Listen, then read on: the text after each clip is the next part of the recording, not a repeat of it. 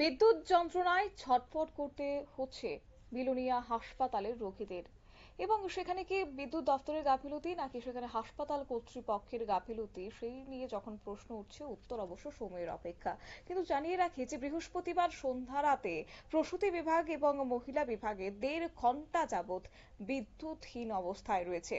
মহিলা সেখানে মোবাইলে লাইট জ্বালিয়ে রোগীকে রক্ত দেওয়া হয়েছে। রোগীর পরিবার পরিজন, হাসপাতালের কর্মচারী, সাংবাদিক কারোর কোনো ফোন তোলেননি এসডিএমও, এমনটাই অভিযোগ। যদিও এই ঘটনার নেপথ্যে সাংবাদিকদের প্রশ্নের উত্তরে কি বলেছেন হাসপাতালে কর্মরত একজন নার্স, শুনুন। বিদ্যুৎ কতক্ষণ ধরে নাই? আমি ওইদিকের ওয়ার্ডের কথা জিজ্ঞেস করছি না, আমি এই ওয়ার্ডের কথা জিজ্ঞেস করছি। এই ওয়ার্ডের কতক্ষণ ধরে কারেন্ট নাই? আচ্ছা, তো আপনাদের ঊর্ধ্বতন কর্তৃপক্ষ বা এসডিএম স্যারকে কি জানানো হয়েছে বিষয়টা? আমরা জানাতে পারছি না। আমার এখানে ডিউটি না, আমার মেল ওয়ার্ডে ডিউটি। এই ওয়ার্ড বিজি রেখা আমি হেল্প করার লাগাইছি।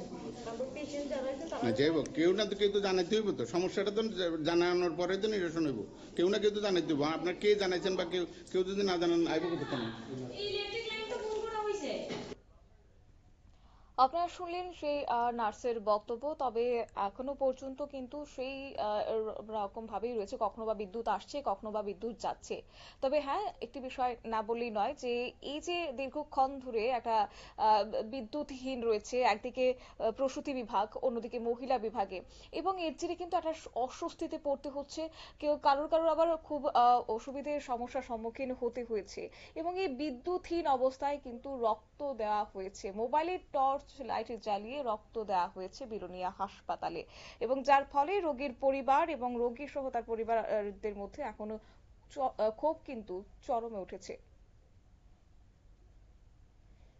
নিয়ে নিচ্ছি ছোট্ট একটি বিজ্ঞাপন বিরতি, সঙ্গে থাকুন।